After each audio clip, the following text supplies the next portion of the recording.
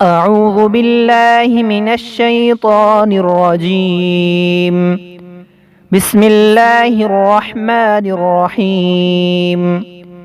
ناظرین السلام علیکم۔ انشاءاللہ آج ہم سارا دن گناہوں سے بچنے کا ایک عام نسخہ سیکھیں گے۔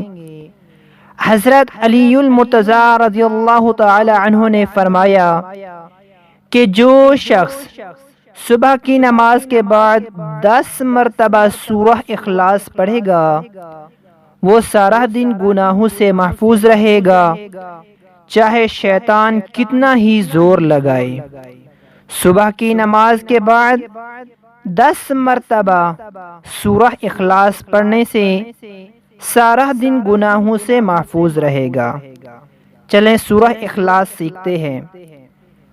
قل هو اللہ احد اللہ الصمد لم یلد ولم یولد ولم یکن له کفوا احد۔ اس سورہ کو صبح کی نماز کے بعد 10 مرتبہ پڑھیں۔